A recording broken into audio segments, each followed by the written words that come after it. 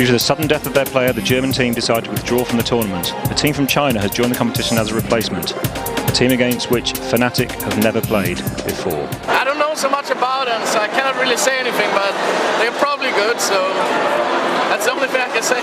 In the past we have had a lot of problems playing Chinese team in China. The domestic teams seem to just overperform here for some reason. If we only play smart, play relaxed and don't get nervous, I think we should seal the deal and proceed to playoff. But a better way to say anything before it started, because I know how Chinese team, how good they can be in their home soil. Just like in traditional sport, each match begins with a dramatic coin flip. Well, in Counter-Strike there are 5 maps, and since this group stage you only play best of 1 map, so it's an elimination system. You can remove 2 maps each and you play the ones that is left. And also we're going to decide the sides here later, who starts as the counter-terrorist, defending or attacking terrorists. This is it. Before the game, Patrick motivates his team once more.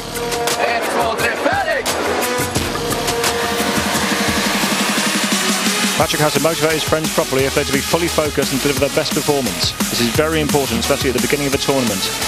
After a few minutes, it becomes clear that Fnatic are at their best. It was 16-2 to us, so it was a pretty easy game overall, but they shot it well, so we were anyway a little bit scared how they were playing and everything, because we're not used to playing against a team that's just doing random things all the time, but we managed to get a really good score against them, so we're happy that we won the match. The boys spend the break between matches as real sportsmen normally do. Real e-sportsmen at least. Get stuck in. The matches are pretty close.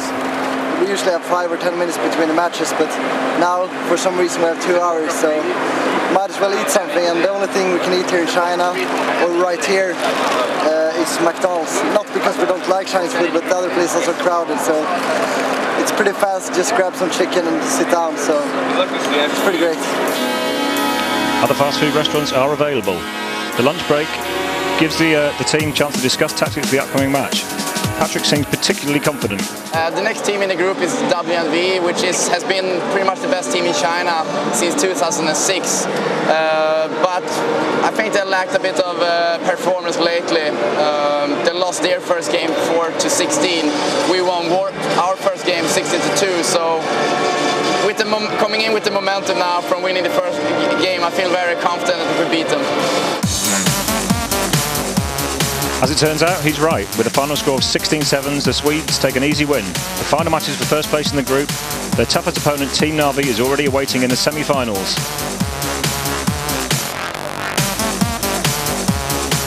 So our next game is going to be in 10 minutes. Tyler, right? Tyler.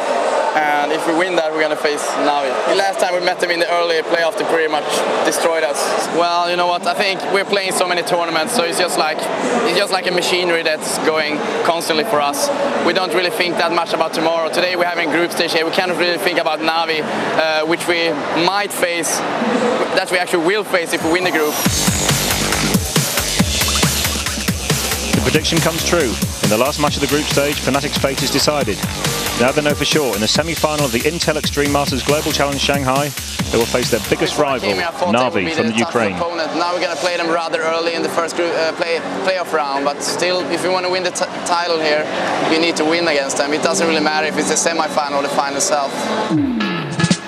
After 3 tough matches, all the boys are exhausted. Still, before they go to the hotel, they decide to mingle with the crowd. In the Asian gaming scene, the enthusiasm for their stars is exceptional.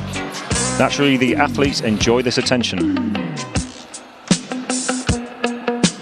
Of course I do.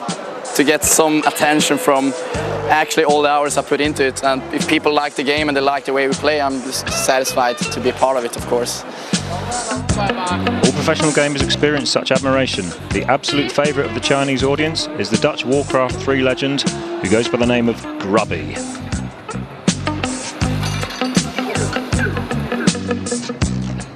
After a few more interviews, autographs and photos, Team Fnatic is finally on the way to the hotel. Naturally, by the most common means of transport in China, a taxi. However, there's no time to rest as a lot of match analysis to be done. After all, their worst enemy, who took all the major titles from them in 2010, awaits, the dreaded Na'Vi. That's why we lost. And he's dead. Well, now we are watching Navi, our tomorrow's opponent in the semi-final. And we pretty much just look their standard positionings. The fact that if we are able to watch our opponent now and all the players in the opponent team, we can like think a bit how we should approach their style, so to speak. With such intense preparation, nothing can go wrong, or can it? Dinner provides some necessary distraction. Still, tomorrow's match is in every player's mind.